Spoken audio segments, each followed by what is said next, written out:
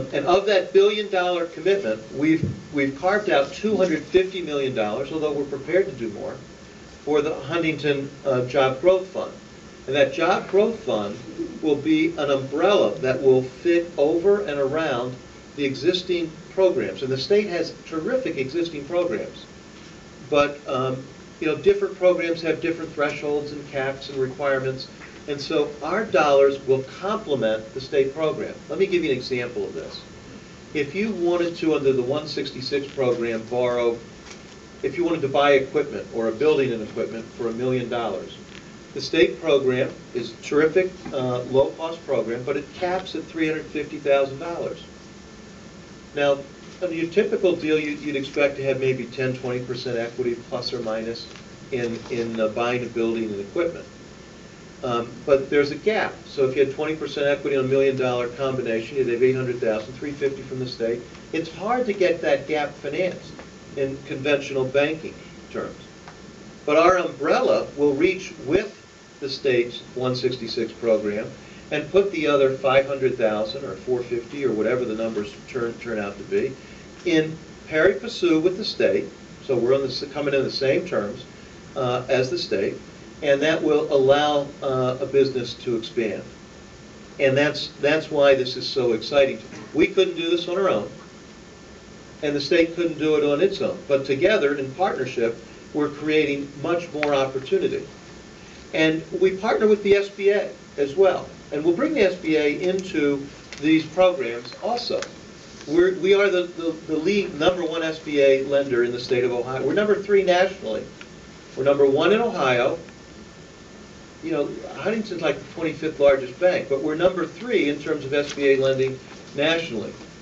And we're one of the few banks that in this credit cycle kept SBA lending. In fact, we increased our SBA lending in the credit cycle. So these programs are very important to create, on a combined basis, the capacity for businesses to grow, to expand, to make investment decisions they otherwise might not be in a position to do. And so I'm going to outline in a little bit more detail some of the other elements of the program. So I mentioned the state's 166 program. There's the bond program.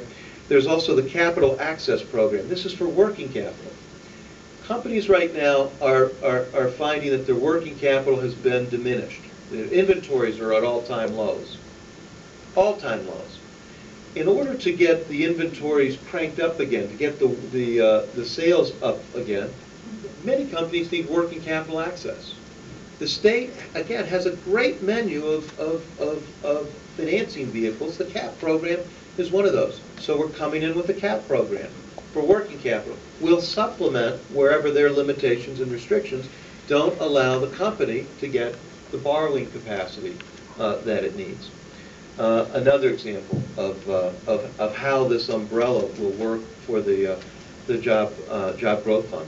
Now, Jim Kunk, our president here in Columbus, Jim, do the 360 Vanna White thing. Jim's going to lead our effort, and he's been the primary liaison. He's worked with a number of our senior associates, but I can't tell you how terrific the team the governor has with Kevin and Mark and all of their colleagues. There's no roadmap for this. It hadn't been done anywhere. And so we called, I guess it was maybe late February, and said, we have an idea. We're not sure if it can work, but can we explore it? Well, we've gone from that initial call. Today we're training 75 people right after this announcement to make this operational and effective immediately. And you're going to hear from one of the great small business. This is a global business here in Columbus. Employs 3 people. Very unique technology. You're going to hear of one of the early successes because we've already started working closely with the state in this partnership. And so you'll shortly hear from Peter Larson and what he does, which is very exciting, with a custom plastic product globally here in Columbus. So I want to thank all of you again for joining us.